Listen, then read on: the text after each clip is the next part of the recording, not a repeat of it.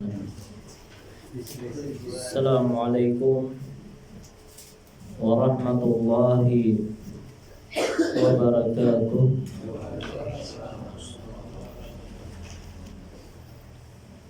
Innal hamdalillah nahmaduhu wa nasta'inuhu wa nastaghfiruh wa na'udzu billahi min syururi anfusina wa min sayyiati a'malina.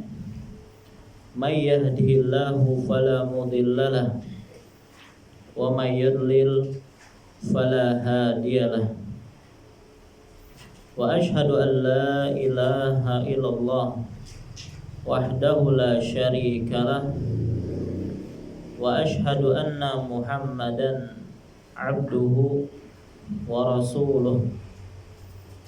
Ya ayyuhalladzina amanu taqullaha haqqa tuqatih wa la tamutunna illa wa antum muslimun.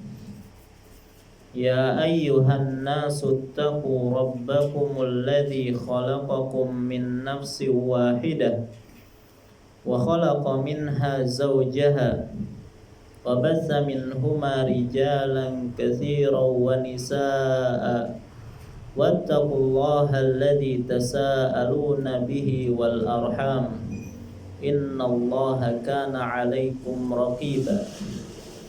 Ya ayyuhalladzina amanu taqullaha wa qulu qawlan sadida yuslih lakum a'malakum wa yaghfir lakum dhunubakum wa may yuti'illaha wa rasulahu faqad faza fawzan 'azima. Amma ba'd, fa inna asdaqal hadithi kitabullah wa khairal hadi hadi Muhammadin sallallahu alaihi wasallam wa syarrul umuri muhdatsatuha fa inna kulla muhdatsatin bid'ah wa kulla bid'atin dhalalah wa kulla dhalalatin finnar. Kaum muslimin wal muslimat, keluarga seberataan rahimani Allahu wa iyyakum. Alhamdulillah, segala puji bagi Allah Subhanahu wa ta'ala, yang mana pada kesempatan malam hari ini kembali kita bisa berkumpul di majlis yang mulia ini dalam rangka menghadiri kajian rutin kita membahas tentang tafsir juz amma, yang mana kita masih membahas tafsir dari surah Al-Ma'un. Salawat serta salam semoga senantiasa tercurahkan kepada junjungan kita Nabi besar Muhammad sallallahu alaihi wasallam, kepada keluarga beliau, para sahabat beliau, dan orang-orang yang istiqomah di atas jalan beliau ila yaumil qiyamah. Insyaallah pada kesempatan malam hari ini kembali kita akan melanjutkan pembahasan kita, yaitu tafsir surah Al-Ma'un, yang insyaallah akan memasuki ayat yang ke-6. Baik, sedikit kita mengulangi pelajaran-pelajaran yang telah lalu. Pada ayat yang pertama, Allah Subhanahu wa ta'ala berfirman, Ara'aital ladzi yukadzibu biddin. Tahukah engkau orang yang mendustakan hari pembalasan? Lalu Allah Subhanahu wa ta'ala menyebutkan karakteristik mereka. Pertama, dalam ayat yang kedua, fadzalikal ladzi yad'ul yatim. Yang pertama adalah itulah orang yang menghardik anak yatim. Ini sifat pertama yang disebutkan. Yang kedua, wala yahuddu ala ta'amil miskin, dan ia tidak mendorong untuk memberi makan orang miskin. Itu yang kedua. Kemudian yang ketiga, yaitu firman Allah, fawailul lil musallin alladzina hum an salatihim sahun. Celakalah orang-orang yang salat. Siapakah mereka? Yaitu orang-orang yang lalai terhadap salatnya. Ini karakteristik yang ketiga, orang yang lalai dari salatnya. Dan telah kita sebutkan macam-macam orang yang lalai di dalam salatnya. Yang pertama, yang paling parah adalah orang yang tidak salat sama sekali. Ya, KTP-nya Islam tapi dia sama sekali tidak pernah salat. Atau yang kedua, yang termasuk melalaikan salat adalah orang yang kadang salat, kadang tidak. Ya, ada yang salat cuma maghrib dan isya misalnya dalam satu hari. Ada yang salat cuma Jumatan. Ya, seminggu sekali leh. Ada yang lebih parah itu terkadang cuma setahun 2 kali. Itu pun sholat Idul Fitri dan Idul Adha. Baik. Kemudian ada juga orang yang sholat 5 waktu tetapi tidak tepat waktu. Bisa keluar dari waktunya atau sholat sudah di ujung akhir waktunya. Sampai akhirnya dia pun sholat dalam keadaan tergesa-gesa. Ya, wala yadhkurunallaha illa qalila, dan tidaklah mereka mengingat Allah kecuali hanya sedikit, dan ini adalah sifat-sifat orang munafik. Atau ada juga orang yang sholat, ya, sholat 5 waktu pada waktunya, hanya saja tidak memenuhi syarat-syaratnya, tidak memenuhi rukun-rukunnya, tidak memenuhi wajib-wajibnya. Ya, dan ini sudah kita sebutkan contoh-contohnya. Ada juga yang kurang dalam kekhusyuannya. Ya, jadi sengaja ketika sholat itu dia tidak berusaha untuk khusyuk. Ya, dia biarkan pikirannya itu melayang kemana-mana. Ya. Begitu juga bagi mereka yang mengatakan bahwasanya salat berjamaah bagi kaum lelaki itu adalah wajib, lantas dia tidak salat berjamaah, maka dia juga termasuk orang yang melalaikan salat. Baik. Nah, ini pembahasan kita pada pertemuan yang lalu. Baik, insyaallah kita akan memasuki ayat yang ke-6 yang ini merupakan karakteristik, ya, yang keempat, orang yang tidak mempercayai, tidak beriman dengan hari pembalasan. Ya, orang yang mendustakan hari pembalasan, yaitu firman Allah. Bagaimana bunyinya?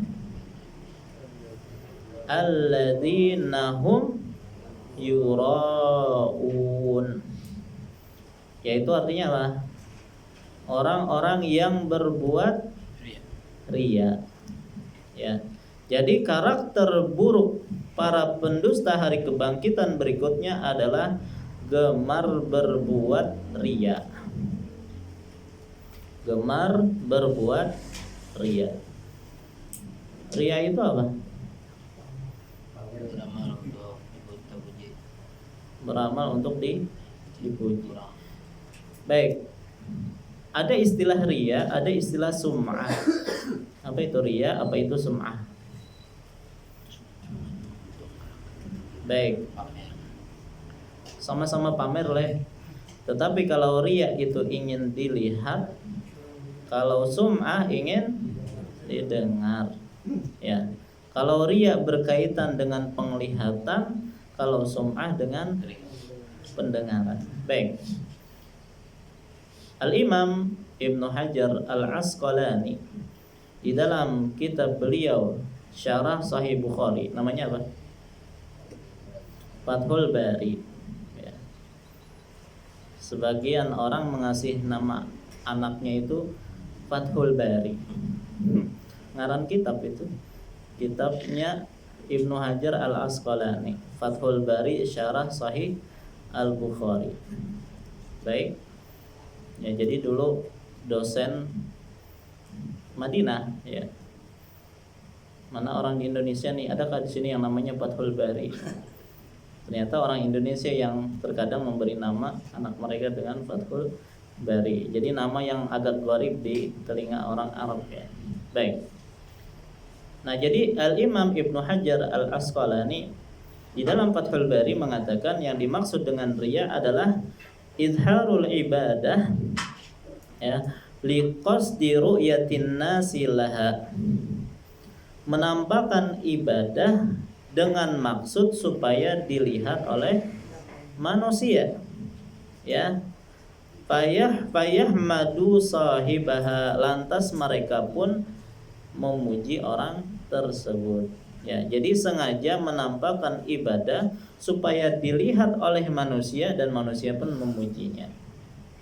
Itu disebut dengan riya.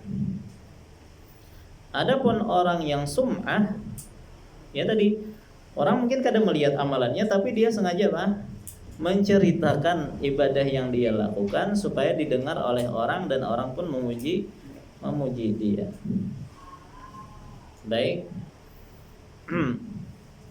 Nah, jadi di antara sifat buruk pendusta hari kebangkitan adalah tadi gemar berbuat riya, mencari pujian orang lain, ya, dengan cara, ya, menjual ibadahnya, ya, dengan cara beribadah supaya mendapatkan pujian orang lain. Padahal Nabi sallallahu alaihi wasallam mengatakan, "Basyir hadhil ummata bis-sana'i war-rif'ati wan-nasri wat-tamkini fil ardi, faman 'amila minhum 'amalal akhirati lid-dunya lam yakun lahu fil akhirati nasib."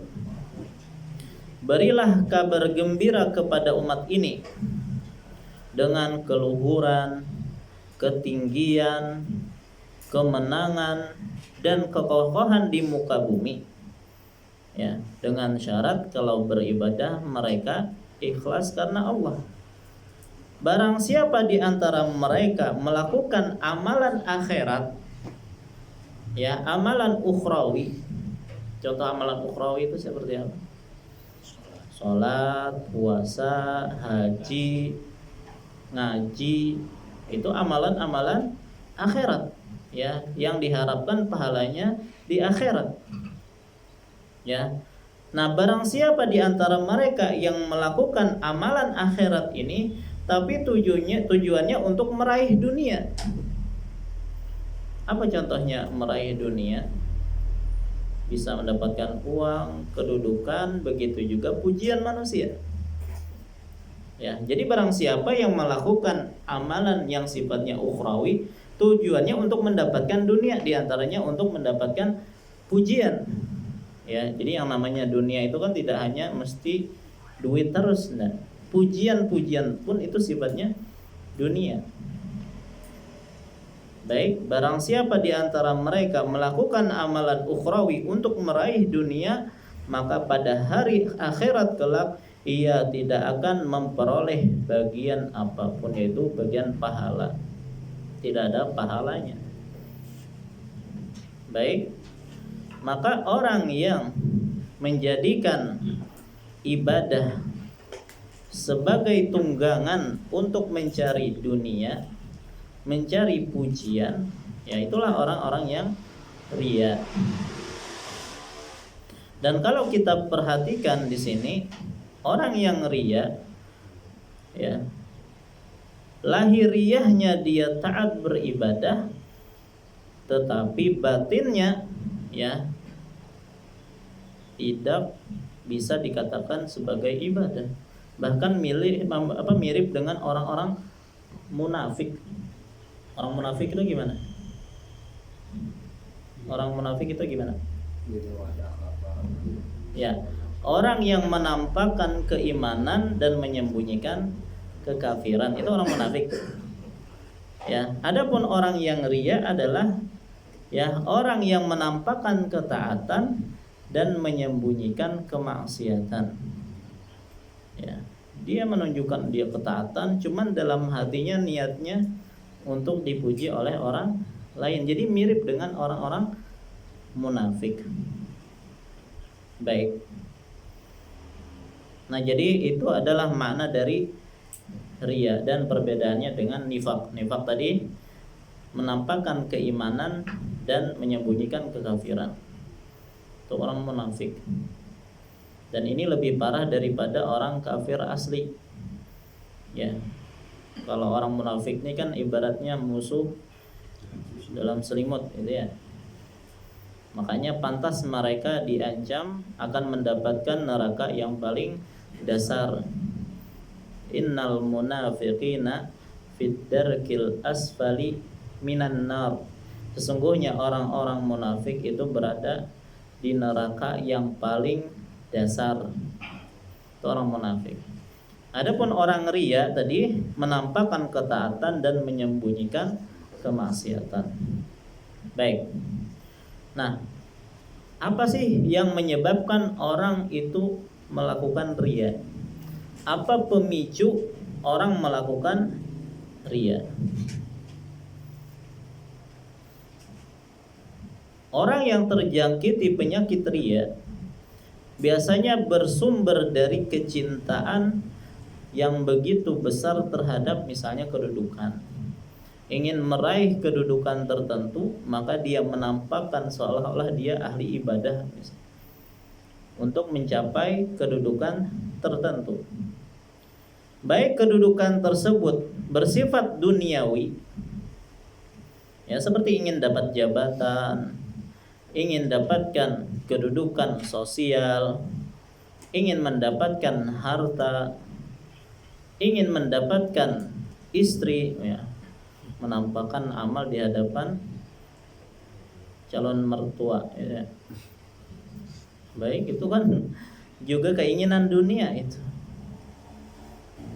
Jadi bisa jadi pemicunya adalah tadi hal-hal yang berbau duniawi, ataupun pemicunya adalah kedudukan yang berbau agama.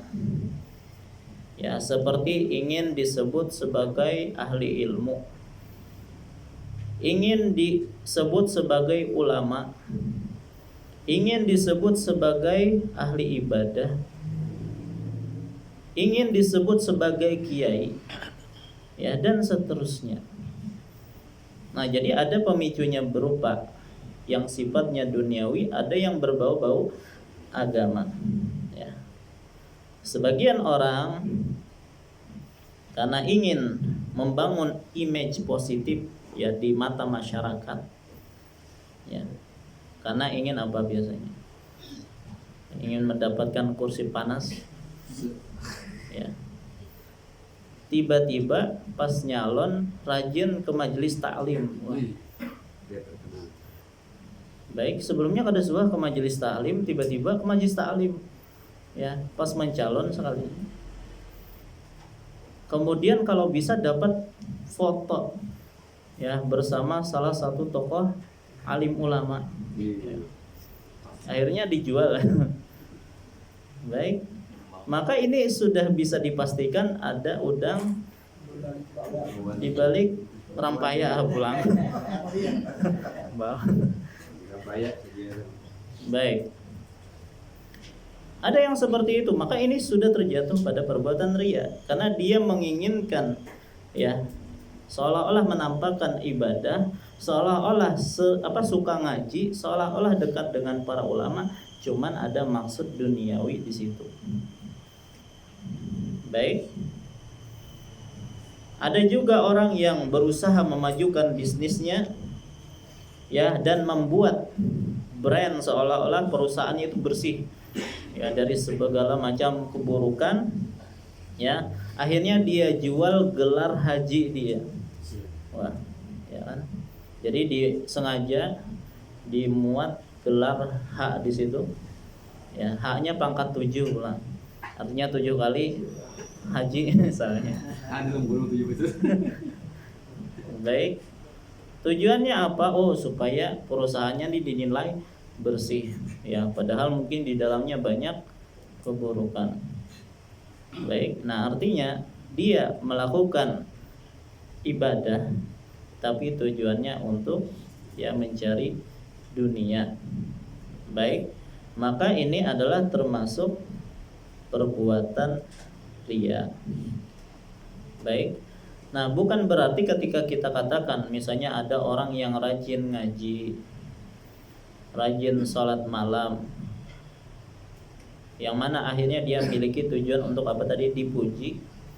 Ya, bukan berarti kita melarang seorang untuk sholat malam atau suka puasa, misalnya enggak. Yang kita kritisi itu bukan ibadahnya dia, tetapi yang kita kritisi itu apanya? Niatnya dia. Apa sih tujuan dia untuk beribadah tersebut? Ya. Yang namanya ibadah itu wajib untuk diniatkan semata-mata untuk mencari ridha Allah Subhanahu wa taala. Baik. Ada juga sebagian orang ya memiliki tujuan. Ya, jadi dia menampakkan kebaikan, menampakkan ibadah karena ingin disegani oleh masyarakat.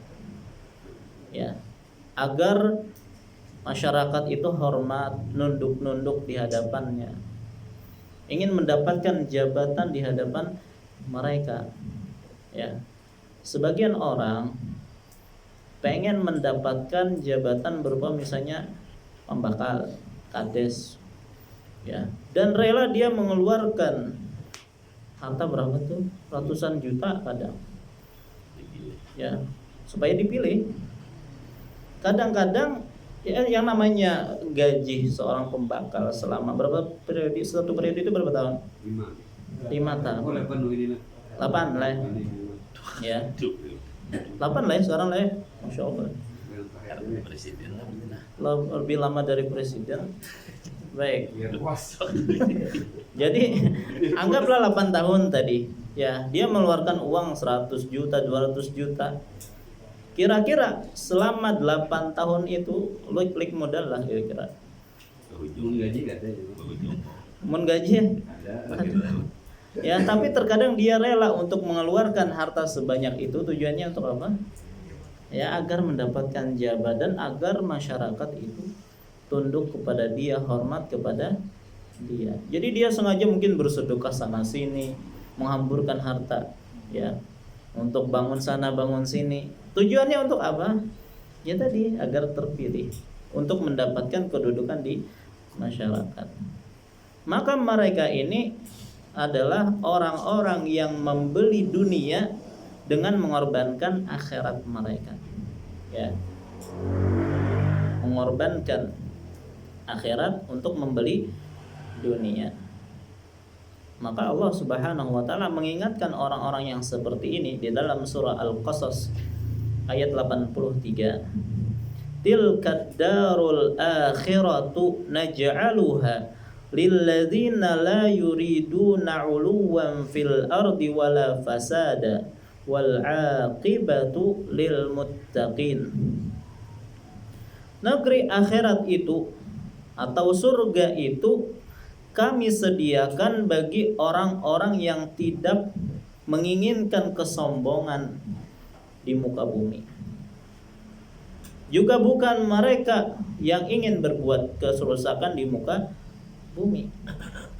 Ya. Lantas surga itu untuk siapa? Kata Allah, wal 'aqibatu lil muttaqin. Ya, kesudahan yang baik itu, surga itu diberikan kepada orang-orang yang bertakwa. Jadi kalau orang yang ingin memiliki kedudukan di dunia, dinilai wah di dunia, ya itu adalah tanda-tanda orang yang tidak akan mendapatkan kenikmatan di akhirat. Baik. Maka contoh-contoh yang tadi kita sebutkan, ya, yang berupa kepentingan dunia, baik, terkadang orang menyangka bahwasanya yang namanya riya itu hanya dalam masalah dunia saja. Ya, tapi mereka terlupakan bahwa saya mengejar kedudukan agama, ingin dikatakan kiai, ustadz, siapa lagi, ahli ilmu, tuan guru dan seterusnya, ya, itu juga bisa terkena perbuatan riya. Itu juga merupakan perbuatan riya. Ya, jadi sengaja tekun ibadah, sholat berjamaah kada pernah lewat, ya, puasa sunnah masya Allah, ternyata memiliki apa? Niat tertentu supaya dijuluki sebagai ahli ibadah, supaya diberi gelar wali misalnya. Ya. Kemudian dikatakan ahli zuhud. Aku ini wali ijar. Itu kayak itu gimana kayak itulah. Ya. Jadi bukan orang yang menilai dia wali, dia sendiri yang mengklaim dia adalah wali. Ya, apalagi sampai mengaku nabi, ya. Kemudian ada juga yang tujuannya supaya dianggap sakti, ya. Dikatakan mampu mengetahui sesuatu yang belum terjadi. Wah, ini kedukun malah akhirnya lah. Baik, maka orang-orang yang seperti ini mengejar kedudukan yang sifatnya agama, maka ini juga termasuk perbuatan riya. Baik.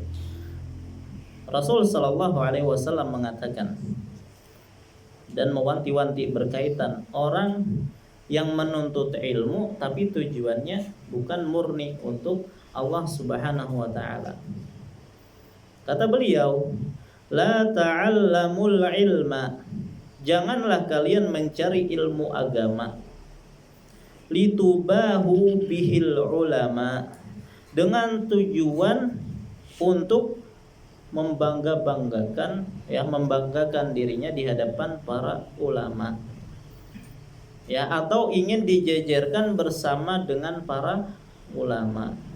Jangan, kata Nabi, menuntut ilmu hanya karena ingin diberi gelar sebagai ulama. Itu larangan yang pertama. Wala litumaru bihi sufaha, dan jangan pula menuntut ilmu itu untuk bisa bersilat lidah dengan orang-orang bodoh. Ya, sebagian orang sengaja menuntut ilmu supaya bisa debat dengan orang-orang jahil misalnya. Maka jangan, kata Nabi SAW. Kemudian wala takhayyaru bihil majalis, ya, atau janganlah engkau menuntut ilmu supaya mencari kursi yang terhormat, ya. Kan biasanya para ahli ilmu itu memang kursinya tuh lain seorang. Kalau di majelis itu loh, biasanya paling depan pakai sofa, ya. Di belakang itu kursinya apa? Kursi plastik, ya. Yang tuh apa? Yang hendak patah tuh sudah di belakang-belakang itu. Ya, jadi ingin mendapatkan kehormatan supaya dia taruh di depan, supaya dihormati oleh orang lain. Maka ini niat yang kada bujur di dalam menuntut ilmu. Dalam riwayat yang lain ada tambahan yang keempat, litasrifu wujuhan nasi ilaikum, ya, untuk menarik perhatian orang kepada kalian. Ya, jadi supaya dia diperhatikan oleh orang lain, dihormati dan seterusnya tadi. Maka kata Nabi SAW, jangan menuntut ilmu dengan niat-niat seperti ini. Ya. Apa balasan bagi mereka yang menuntut ilmu karena sebab-sebab tadi? Kata Nabi SAW, faman fa'ala dzalika fannarun nar. Barang siapa yang melakukan itu, maka nerakalah tempatnya, nerakalah tempatnya. Baik, maka ini adalah peringatan dari Nabi Sallallahu Alaihi Wasallam bagi mereka yang menuntut ilmu tetapi karena ya niat-niat yang tidak benar. Baik. Nah, jadi inilah contoh ngaji tetapi bisa mengantarkan kepada neraka. Baik. Tapi bukan berarti nggak usah ngaji, nggak gitu maksudnya, ya. Tetapi maksudnya tetap ngaji, tetapi benahi niat dalam menuntut ilmu tersebut. Baik. Nah, jadi kita sengaja memberikan banyak contoh potret-potret ria seperti ini demi menghindarkan kita dari penyakit berbahaya tersebut. Karena yang namanya ria itu terkadang masuk ke dalam diri kita tanpa kita sadari. Ya. Dan syaitan dalam masalah ini ya sangat ahli mengeret manusia, menjerat manusia di dalam perangkap ria. Bisa tujuannya tadi untuk masalah duniawi, mendapatkan kedudukan di dunia, atau yang tadi berbau agama. Makanya ada seorang ulama yang bernama Yusuf bin Al-Husain Ar-Razi rahimahullah. Beliau mengatakan, a'azzu syai'in fid dunya al-ikhlas. Ya, sesuatu yang paling mahal di dunia itu adalah ikhlas. Yang paling mahal dan yang paling berat itu adalah bisa ikhlas. Wa kam ajtahidu fi isqati riya an qalbi.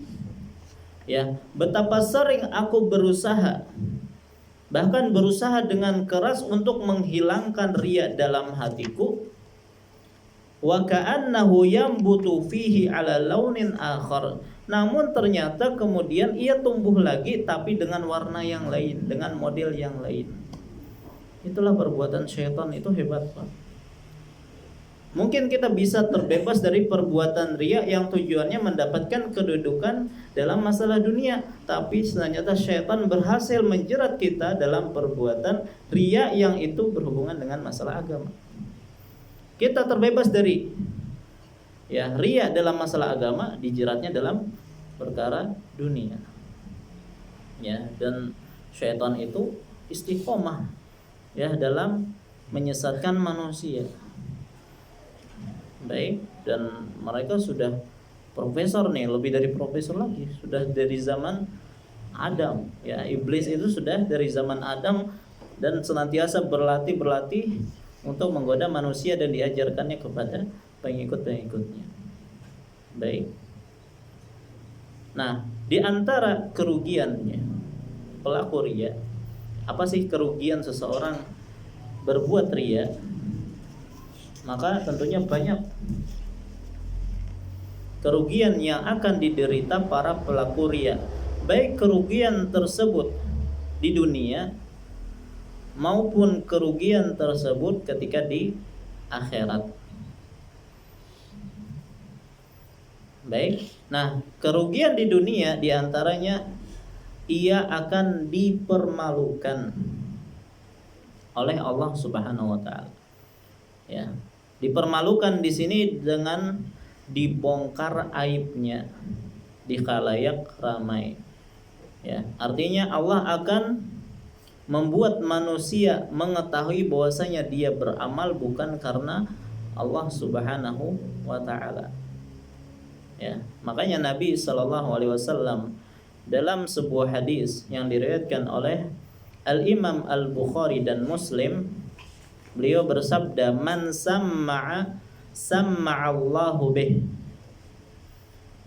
Barang siapa yang bersum'ah, berbuat sum'ah, maka Allah akan membongkar, membeberkan sum'ahnya tersebut. Baik. Wa man ra'allahu bih. Barang siapa yang melakukan riya, niscaya Allah akan membongkar riyanya tersebut. Hadis riwayat Bukhari dan Muslim. Jadi akan dibongkar oleh Allah. Ya, padahal yang namanya pelaku riya, pelaku sum'ah, biasanya mereka ingin terkesan ya ikhlas di dalam amalan mereka, tapi justru Allah akan membongkar mereka. Ya, karena lahir dan batinnya tidak selaras, maka Allah pun hukum dia dengan membeberkan isi hatinya yang dia sembunyikan tersebut. Makanya dikisahkan ada seorang A'rabi. A'rabi itu siapa? Jadi ada Arabi, ada A'rabi. Itu lain artinya tuh. Arabi itu orang Arab, ya Arab perkotaan mungkin ya. Kalau Arabi itu Arab Badui, pedalaman ya. Yang mana terkadang kalau datang Arab Badui ini kepada Nabi SAW, para sahabat tuh suka tuh, senang kalau ada Arab Badui datang. Kenapa? Ya karena kalau dia berhadapan dengan Nabi, mereka tidak segan-segan bertanya. Ya, bahkan kadang sedikit kurang adab gitu ya. Ya, kadang mereka mengatakan ya Muhammad. Memang memanggil dengan nama bukan dengan ya Rasulullah. Baik. Dan nyerocos saja gitu kan. Tanpa malu-malu ya. Di sini ada Arab Badui juga. Baik. Arab maklum gitu orangnya. Baik. Akhirnya ya kadang bahkan diberikan hadiah, beri baju, kadang kan karena kalau para sahabat itu kan melihat Nabi SAW yang sangat karismatik ya, sangat berwibawa, mereka kadang agak malu, agak segan bertanya langsung kepada Nabi SAW. Ya, tapi kalau orang Arab Badui nyerocos saja gitu kan. Maka senang karena setiap datang Arab Badui dapat ilmu para sahabat. Baik. Nah, disebutkan ada Arab Badui yang menunaikan sholat begitu panjang. Wah, jadi sangat terlihat seperti khusyuk banget. Ya, panjang sholatnya gitu ya. Yang mana dia menampakkan seolah-olah dia benar-benar khusyuk. Maka orang-orang yang melihatnya pun berkomentar, ya ma ahsan sholat, ya sungguh bagus sholatmu, alangkah bagusnya sholatmu. Ya, maka ketika mendengar komentar orang-orang terhadap sholatnya, serta merta si Badui ini menoleh sembari menimpali, bukan hanya itu, ya bahkan aku sekarang sedang puasa. Bu pada langsung. Ya, jadi bukan hanya sholat ya supaya dipuji nih juga kan. Aku juga puasa. Jadi langsung dibongkar oleh Allah bahwasanya dia sejatinya beribadah untuk dipuji oleh manusia. Nah, ini adalah diantara kerugian di dunia.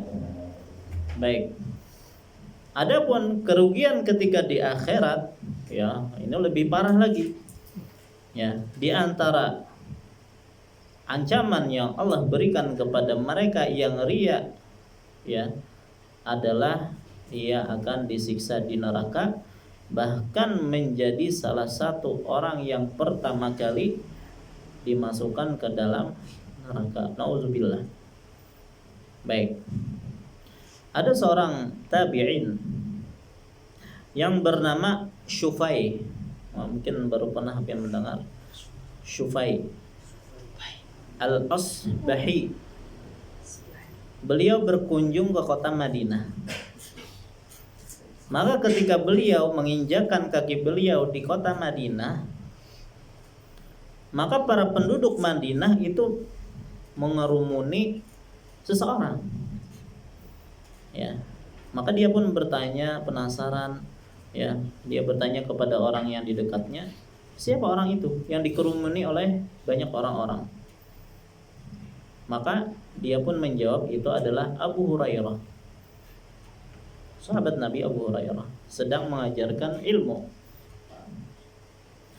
Maka Syufai, ya tabi'in ini pun masuk ke kerumunan tersebut dan duduk di depan Abu Hurairah. Dan Abu Hurairah terus menyampaikan nasihat-nasihatnya kepada hadirin. Ya, tidak lama kemudian pengajian bubar selesai. Maka orang-orang pun pergi meninggalkan Abu Hurairah sampai ketika sudah sepi, tidak tersisa kecuali si Syufai dengan Abu Hurairah. Maka Syufai pun berkata kepada Abu Hurairah, kata beliau, aku harap dengan sangat engkau berkenan menyampaikan padaku suatu hadis yang engkau benar-benar dengar langsung dari Rasulullah. Ya, wahai Abu Hurairah, aku sangat meminta kepada engkau agar engkau menyampaikan kepadaku suatu hadis yang benar-benar engkau dengar dari Rasulullah Sallallahu Alaihi Wasallam dan betul-betul engkau pahami, katanya.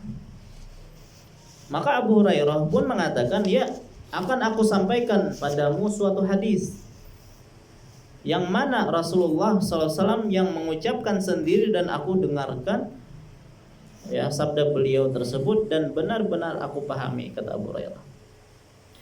Maka ketika Abu Hurairah ingin menyampaikan hadis tersebut, tiba-tiba beliau pingsan, ya. Beliau pingsan beberapa saat, kemudian beliau sadar. Kemudian beliau ingin menyampaikan, akan kusampaikan padamu suatu hadis yang Rasulullah SAW langsung mengucapkannya padaku di dalam rumah ini, dan tidak ada orang lain saat itu kecuali kami berdua. Ya, maka ketika Abu Hurairah ingin menyampaikannya, beliau pingsan lagi untuk kedua kalinya. Agak cukup lama pingsannya, kemudian siuman lagi, sadar lagi, kemudian beliau usap muka beliau. Nah, kemudian beliau ulangi lagi, akan kusampaikan padamu suatu hadis yang Rasulullah SAW ucapkan langsung padaku di dalam rumah ini, dan tidak ada orang lain saat itu kecuali kami berdua. Ya, ketika ingin menyampaikan, pingsan untuk ketiga kalinya. Dan ini lebih cukup lama daripada yang sebelumnya. Maka akhirnya supaya melihat Abu Hurairah demikian, ya, dia pun menyandarkan Abu Hurairah ke tubuhnya. Tatkala beliau sadar, maka beliau pun berkata, Rasulullah SAW pernah bersabda kepadaku, inna awwalan nasi yuqda yaumal qiyamah alaihi, ya, rajulun ustushhida fa utiya bihi fa'arrafahu ni'amahu fa'arafaha fama amilta fiha. Yang pertama adalah sesungguhnya manusia yang pertama kali akan disiksa pada hari kiamat adalah seseorang yang terbunuh di medan jihad. Dia didatangkan, diingatkan dengan nikmat-nikmat yang dia dapatkan dahulu ketika di dunia. Lalu Allah bertanya, engkau gunakan untuk apa nikmat tersebut? Dia menjawab, aku gunakan untuk berperang di jalanmu hingga aku terbunuh. Jadi yang pertama orang yang mati syahid di dalam medan pertempuran. Maka Allah mengatakan, engkau dusta. Sebenarnya engkau berperang dengan tujuan supaya dijuluki seorang pemberani. Ya, jadi meninggal dalam medan jihad, ya, dan mengaku dia sebagai orang yang syahid, tapi ternyata Allah dustakan. Engkau dusta. Sesungguhnya engkau berjihad, ya, untuk dijuluki sebagai orang yang pemberani. Dan julukan telah engkau dapatkan. Ya, maka Allah memerintahkan agar orang tersebut diseret hingga dilemparkan ke neraka. Ini yang pertama. Yang kedua, ya, seseorang yang belajar ilmu agama dan mengajarkannya, dan juga membaca Al-Quran lalu mengajarkannya, dia didatangkan dan diingatkan nikmat-nikmat yang dia dapatkan dahulu di dunia. Maka Allah bertanya, engkau gunakan untuk apa nikmat-nikmat tersebut? Dia menjawab, aku belajar ilmu agama dan mengajarkannya, juga membaca Al-Quran demi mencari keridhaanmu. Maka Allah mengatakan, engkau dusta, kadzabta. Sesungguhnya engkau belajar ilmu agama supaya digelari sebagai ulama, ya, dan membaca Al-Quran supaya dijuluki sebagai qari, orang yang pandai baca Al-Quran. Baik, dan engkau mendapatkan gelar tersebut, ya. Kemudian Allah memerintahkan agar orang tersebut diseret dan dilemparkan ke dalam neraka. Ini yang kedua, belajar ilmu tapi niatnya bukan karena Allah. Yang ketiga adalah seseorang yang Allah luaskan rezekinya dan dikaruniai segala macam bentuk harta, ya, maka dia didatangkan pada hari kiamat dan diingatkan nikmat-nikmat tersebut. Maka Allah bertanya, untuk apa nikmat-nikmat tersebut engkau gunakan? Dia menjawab, tidak ada suatu jalan yang engkau cintai infak di dalamnya melainkan aku berinfak di dalamnya. Maka Allah mengatakan, ya, engkau dusta, sesungguhnya engkau lakukan itu supaya dijuluki sebagai orang yang dermawan, dan engkau telah mendapatkan julukan tersebut. Ya, maka Allah memerintahkan agar diseret orang tersebut dan dilemparkan ke dalam neraka. Jadi 3 orang inilah yang pertama kali, ya, disiksa dalam api neraka, bahkan mendahului orang-orang kafir, mendahului Fir'aun, mendahului siapa lagi, dan lain-lain, Abu Jahal dan lain sebagainya. Mereka ini yang duluan disiksa dalam api neraka. Coba ketika Abu Hurairah radhiyallahu an ingin menceritakan hadis ini, sampai 3 kali beliau pingsan, ya, karena saking takutnya beliau, ya, terjerumus pada salah satu dari 3 orang ini. Nah, itulah para sahabat, ya, yang mana mereka benar-benar memahami, menghayati hadis-hadis Nabi Sallallahu Alaihi Wasallam. Sedangkan kita banyak sekali hadis-hadis yang sampai kepada kita, ya, bahkan tidak membuat hati kita bergetar sedikit pun. Ini menunjukkan akan lemahnya, kurangnya keimanan kita kalau dibandingkan dengan keimanan para sahabat. Baik, insya Allah pembahasan ini masih akan berlanjut pada pertemuan yang akan datang. Jadi ada kemungkinan untuk tafsir surah Al-Maun tidak selesai, ya. Nanti nyambungnya nanti setelah Ramadan. Jadi masih ada pekan depan, insya Allah. Itu pertemuan terakhir kemungkinan. Ya, nanti lanjut lagi setelah Idul Fitri, insya Allah. Wallahu ta'ala alam. Ini yang bisa ulun sampaikan, salah khilaf mohon maaf. Wassallallahu ala nabiyyina Muhammad wa ala alihi wasallam. Subhanakallahumma bihamdika asyhadu an la ilaha illa anta astaghfiruka wa atubu ilaik. Wassalamualaikum warahmatullahi wabarakatuh.